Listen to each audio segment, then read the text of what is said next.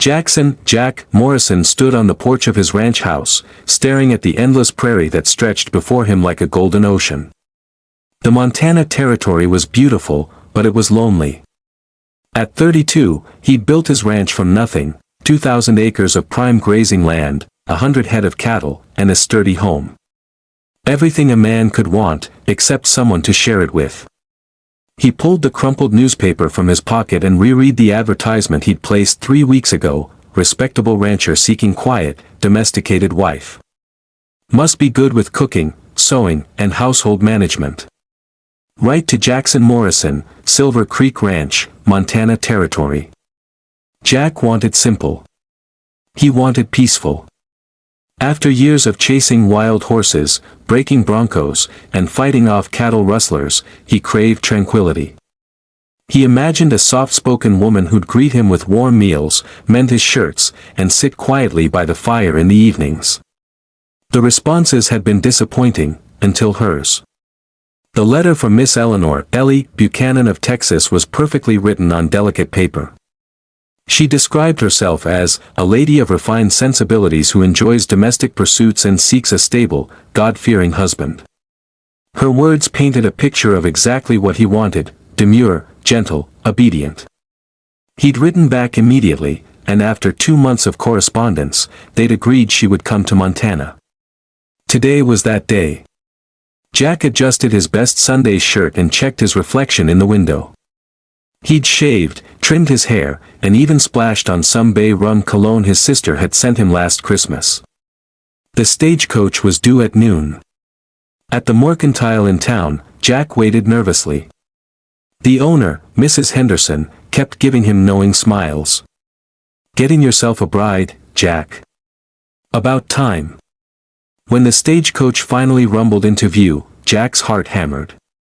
He straightened his shoulders, preparing to meet his quiet, refined bride. The coach door opened. What emerged was not at all what he expected. A woman in a split riding skirt and worn leather boots jumped down before the driver could offer assistance. Her dark hair was barely contained in a messy braid, and her sun-bronzed face showed no trace of delicate refinement. She wore a man's work shirt tucked into her skirt, and a wide-brimmed hat hung down her back. "Jackson Morrison," she called out in a voice that carried across the street. "Why yes, ma'am," he managed. She strode toward him with the confidence of a gunslinger, extending her hand for a firm shake rather than a delicate greeting. "Ellie Buchanan. Pleasure to finally meet you." Jack stared at her calloused hand gripping his. This couldn't be right. "Miss Buchanan, there must be some mistake. The woman I corresponded with." "Was me," she said, her green eyes sparkling with mischief. "Though I may have edited my description slightly." "Slightly?" Jack's voice rose. "You said you were refined. Domesticated." Ellie laughed, a rich sound that turned heads. "I can cook and sew. I just prefer riding and roping. My daddy ran a ranch in Texas, Mr. Morrison. I grew up in the saddle." "But you said—" "I said what you wanted to hear," she interrupted, not apologetically. "And you wrote exactly what every lonely rancher writes. But I'm here now, and I came 1,000 miles to marry you. Are you going to turn me away?" Jack opened his mouth, then closed it. He looked at this wild creature before him, nothing like the gentle wife he'd imagined, and felt his carefully planned future crumbling. "I wanted quiet," he said weakly. Ellie grinned, and something dangerous and exciting flashed in her eyes. "Life's too short for quiet, cowboy. Now, are we getting married or not? Because that stagecoach isn't waiting around." Jack looked into those fearless green eyes and realized he was standing at a crossroads. He could send her back and wait for the quiet wife he'd ordered. Or he could take a chance on this whirlwind. Against all his better judgment, he heard himself say, "We're getting married." The wedding ceremony was brief, performed by the circuit preacher at the small church in town. Ellie said her vows with a steady voice while Jack stumbled over his, still in shock. Mrs. Henderson and a few curious townspeople served as witnesses, whispering behind their hands about the unusual bride. The ride back to the ranch was tense. Jack drove the wagon while Ellie sat beside him, her carpetbag at her feet. She didn't seem nervous at all, while Jack's mind raced with doubts. "Nice land," Ellie observed, looking at the rolling hills. "Good grass. Creek runs year-round?" "Yes," Jack said stiffly. "How many hands do you employ?" "3. Miguel, Tom, and Charlie. They're good men. I'll need to meet them tomorrow. Learn the operation." Jack's hands tightened on the reins. "Mrs. Morrison, ranch work is not." "Not what?" She turned those sharp green eyes on him. "Not for women. Mr. Morrison, I've been running my father's ranch since I was 15, after he took ill. I know cattle, horses, and land management. I didn't come here to be decorative. I thought you came here to be my wife." "I did. But I'm still myself. That doesn't change just because I said I do." They reached the ranch as the sun began its descent, painting the sky in shades of orange and pink. Jack helped Ellie down from the wagon, hyper-aware of her slim waist beneath his hands. Inside, the house showed its bachelor neglect irons, dishes in the sink, dusty surfaces, clothes draped over chairs. Ellie surveyed it without comment. "I'll show you the bedroom," Jack said awkwardly. He led her upstairs to the largest room, where he'd made the bed with fresh linens that morning. It suddenly seemed very small with both of them in it. "I'll sleep in the spare room," he offered. "Until you're comfortable." Ellie set down her bag and turned to him. "Running away already, cowboy? I'm trying to be a gentleman." "I don't need a gentleman. I need a husband."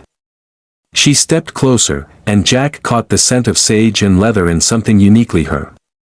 "You're afraid of me." "I'm not." "You are.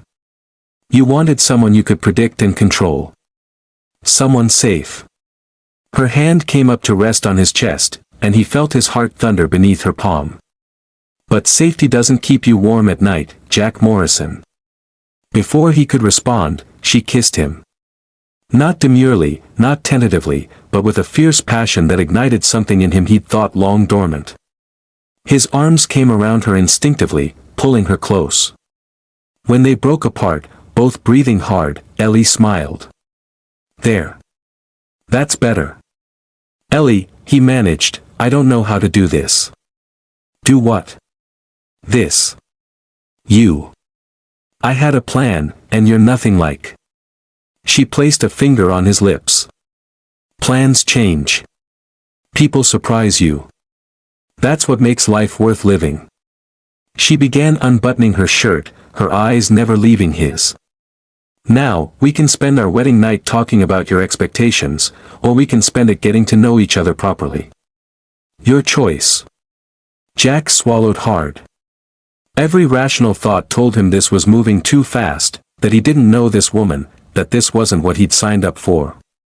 But another part of him, the part that had once been young and adventurous before responsibility and loneliness had worn him down, whispered that maybe this was exactly what he needed.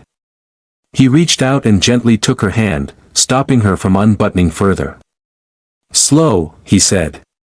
"Let's go slow." Ellie's expression softened. "Okay, cowboy. Slow." They undressed each other carefully, learning the landscape of each other's bodies. And when they finally came together, it wasn't wild or frantic, but tender and exploratory.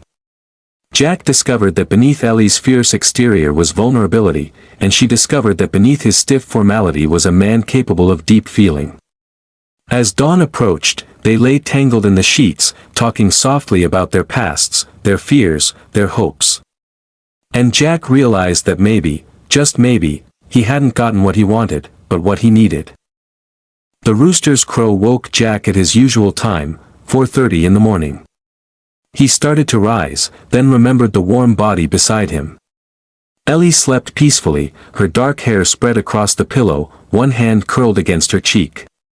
He tried to slip out quietly, but her eyes opened immediately. "Morning," she murmured. "Go back to sleep. I have to check the livestock. I'll come with you." "Ellie, you don't need to." She was already up, pulling on her riding clothes with efficient movements. "We're partners now, Jack. That means I pull my weight." 20 minutes later, they were in the barn. Miguel, the oldest ranch hand, did a double take when he saw Ellie in work clothes. "Boss, this is your new wife." "Mrs. Morrison," Jack said formally. Ellie extended her hand. "Call me Ellie." "You're Miguel. Jack says you're the best horseman in Montana." Miguel's weathered face creased in a smile as he shook her hand. "He's kind, Senora." "Show me your horses," Ellie said.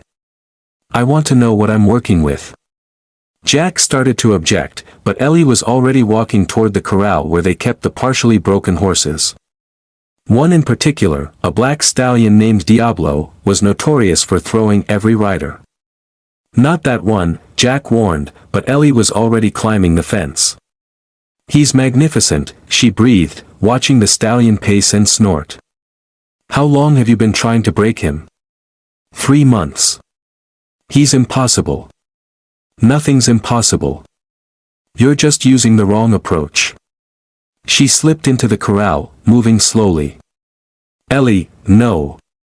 Jack started after her, but Miguel grabbed his arm. "Wait, Chief. Watch." Ellie stood in the center of the corral, not advancing, not retreating. The stallion charged toward her, and Jack's heart stopped, but at the last moment, the horse veered away. Ellie didn't flinch. For 20 minutes, she stood there while Diablo circled, testing her. Gradually, his circles grew smaller. Finally, he approached and sniffed her outstretched hand. "Easy, boy," she murmured. "Nobody wants to hurt you. We just want to understand each other." Jack watched in amazement as she gradually earned the horse's trust, eventually stroking his neck while speaking softly in Spanish, something she'd never mentioned she could do. By breakfast time, word had spread among the ranch hands about the new Mrs. Morrison. Tom and Charlie watched in disbelief as Ellie worked alongside them, checking fences, hauling feed, and discussing herd rotation strategies with knowledge that matched Jack's own. "Where did you find her?" Tom whispered to Jack. "Mail-order bride catalog," Jack replied, still dazed. "Well, I'll be damned." That evening, Jack returned to the house to find it transformed. Ellie had cleaned, organized, and prepared a meal that filled the kitchen with mouth-watering aromas. She'd somehow managed a full day of ranch work and still created a home. "How?" he asked simply. She smiled, stirring a pot of stew. "I'm efficient. And I told you, I grew up doing this." Over dinner, Jack found himself talking about things he'd never discussed with anyone, his dreams of expanding the ranch, his fears about drought years, his loneliness before she arrived. "You don't have to be lonely anymore," Ellie said softly, reaching across the table to take his hand. "I'm here. Really here. Not the woman you imagined, but the woman you have." "I'm starting to think," Jack said slowly, "that the woman I have is better than the one I imagined." That night, their lovemaking was different, less tentative, more passionate. Ellie was bold and uninhibited, teaching Jack that intimacy could be playful, intense, and deeply connecting all at once. She took control, riding him with an abandon that left them both breathless and laughing. As dawn approached again, Jack held her close and realized something profound. He'd wanted a quiet life because he'd been afraid. Afraid of feeling too much, risking too much, living too fully. But Ellie was teaching him that some risks were worth taking. Some storms were worth weathering. Some wild things were worth letting into your heart. "What are you thinking?" she whispered. "That I'm the luckiest man in Montana." She kissed his shoulder. "You're learning, Cowboy." 3 months passed like a whirlwind. The ranch transformed under Ellie's influence. She'd convinced Jack to try her father's rotational grazing method, which improved the cattle's health. She'd worked with Diablo until he was the finest riding horse on the property. She'd organized the accounts so efficiently that Jack discovered they were more profitable than he'd realized. But it wasn't just the ranch that had changed. Jack had changed too. He laughed more. He took risks. He'd started breeding horses alongside the cattle, Ellie's suggestion. He'd even begun to enjoy the unpredictability of each day, never knowing what his spirited wife would propose next. The neighboring ranchers were scandalized. Mrs. Henderson reported that the town gossips clucked their tongues about that wild Texas woman who wore pants and worked like a man. But Jack noticed something else, the ranchers' questions. They wanted to know about his increased profits, his healthier livestock, his new horse breeding program. Success was hard to argue with. One evening in early winter, Jack came in from checking the pregnant cows to find Ellie sitting at the kitchen table, crying. His heart dropped. What's wrong? He rushed to her side. She looked up, and he saw they weren't tears of sadness but joy. I'm pregnant, Jack. The news hit him like lightning. A child.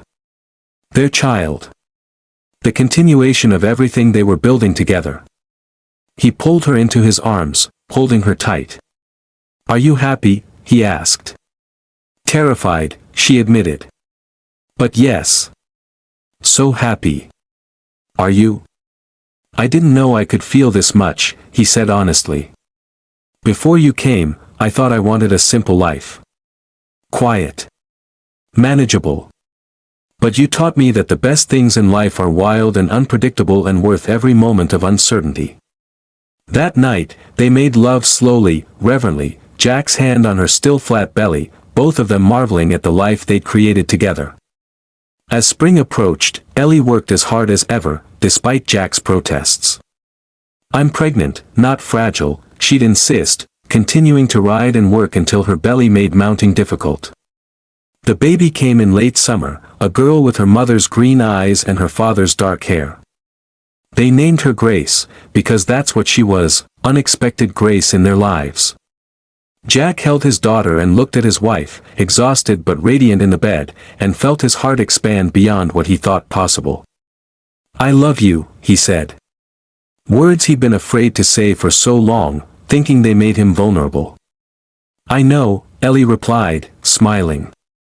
I've loved you since you looked at me in that town square like your world was ending, and you were too polite to run away screaming.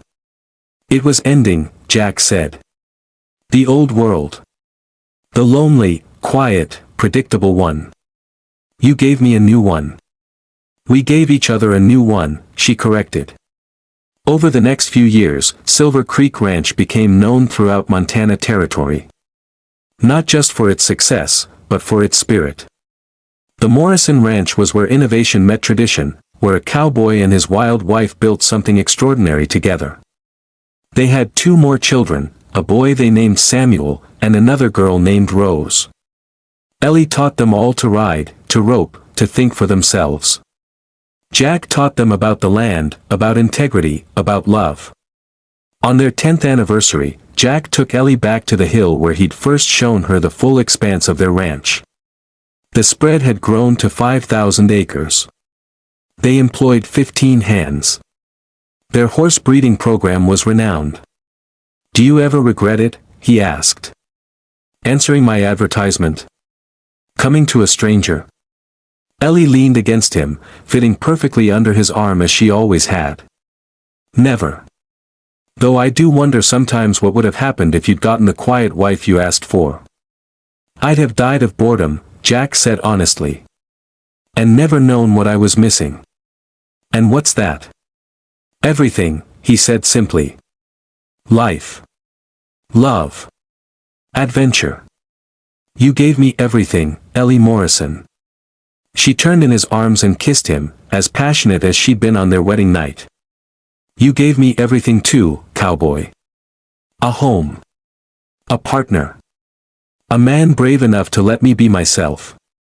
As the sun set over their empire, Jack held his wild wife and thanked whatever fate had brought her to him. He'd wanted quiet, but got chaos. He'd wanted simple, but got complexity. He'd wanted predictable, but got extraordinary. He'd gotten exactly what he needed, even though he'd asked for something else entirely. And that made all the difference.